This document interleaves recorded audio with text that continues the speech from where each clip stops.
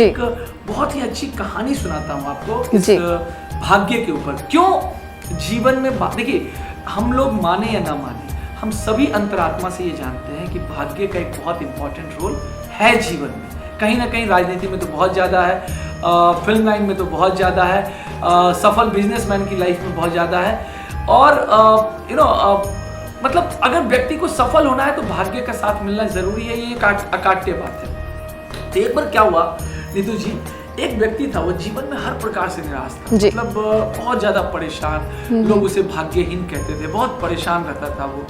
तो एक दिन वो एक ऋषि के पास चला गया, ऐसे ही उसने कहा कि साहब मैं बहुत ज्यादा परेशान हूँ, मेरे लिए कुछ करिए, मेरा भाग्य मुझे सपोर्ट नहीं करता है। जी। तो ऋषि ने भी मजाक में कह दिया कि एक काम करो, फला फला पर्वत पे जाओ और तुम्हारा भाग्य वहां पर सोया हुआ है, और जाके उसको जगा करके अपने भाग्य को ले आओ। तो भाई साहब चले गए। अब जब वो जाने लगे कि भाई मुझे अपना सोया हुआ भाग्य जगाना है, तो रास्ते में एक जंगल मिला, राइट जंगल मिला, तो वहां पर उसे एक शेर मिला। तो इस आदमी ने, जो भाग्यहीन व्यक्ति था, उसने कहा भाई मुझे मत खाओ प्लीज, क्योंकि मैं तो अपना सोया हुआ भाग्य जगाने जा रहा हूं। तो उसने कहा कि अच्छा तुम अपना सोया हुआ भाग्य जगाने जा रहे हो, तो मेरे लिए भी एक सवाल पूछ लेना उनसे। बोला ठीक है बताओ, पूछ लूंगा।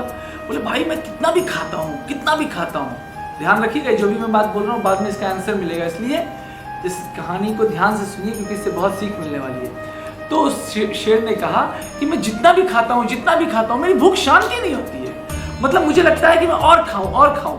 तो भाग्यहीन व्यक्ति ने कहा ठीक है मैं जरूर पूछ लूंगा। थोड़े आगे जाने पर उसको एक किसान मिला, उसने उससे रिक्वेस्ट की कि भाई साहब मुझे पर्वत पे जाना है, मुझे रात गुजारने की जगह दे दो।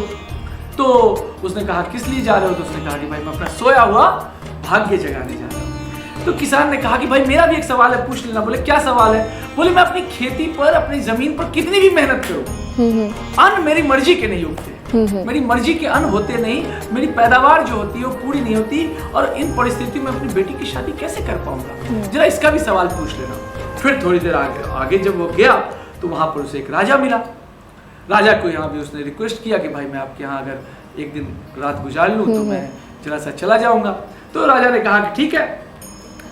तो राजा ने कहा कि भाई मेरी भी परेशानी का एक हल जान लो कि मैं कितनी भी समझदारी से राज्य चलाता हूँ, ठीक है ना, लेकिन हमारे राज्य में हमेशा हिंसा होती रहती है, अराजकता रहती है, मैं बहुत ज़्यादा खुश नहीं हूँ अपने राज्य चलाने से। एनीवे, वो भाग्यहीन व्यक्ति पर्वत पे गया, उसे अपना सोया हुआ भाग्य दिखा, और जैसे ही सोया हुआ भाग्य दिखा तो उसने कहा कि चलो मैं तुम्हें जगाने आया हूँ, तुम मेरे भाग्य हो। बोला अच्छा ठीक है चलो भाई, तुम आ गए हो तो आज से तुम भाग्यशाली हो गए, ठीक है अब मैं तुम्हारे साथ हूँ।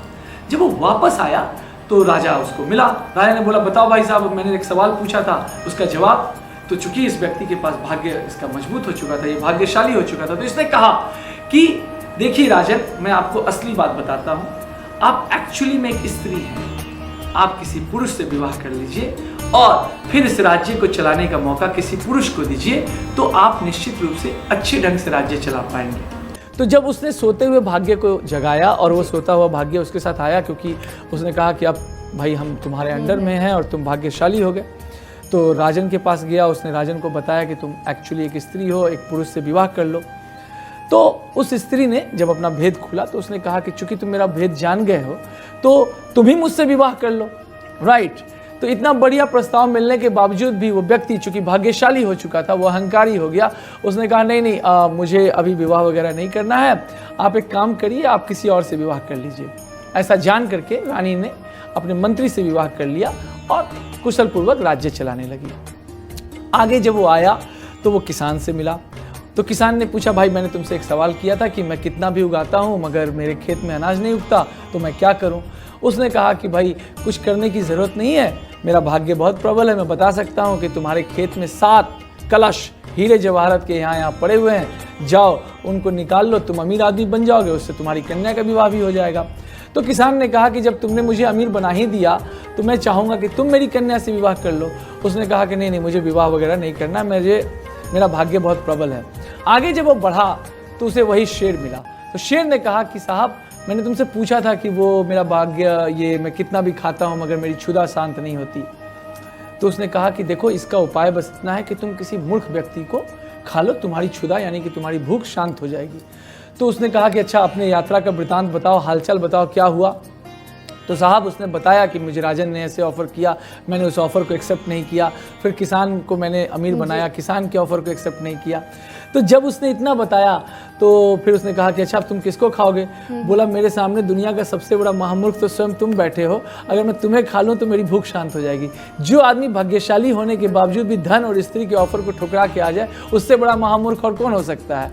तो व्यक्ति का भाग्य प्रबल होने के बावजूद भी एक कॉमन सेंस रखना पड़ेगा हर आदमी को नीतू जी, तभी वो व्यक्ति ज्योतिष के द्वारा भी फायदा ले सकता है। सिर्फ भाग्य प्रबल होने से और कर्म करने से, दोनों का जब तक अनुसरण नहीं होगा, व्यक्ति अपने जीवन में सफलता अर्जित नहीं कर सकता।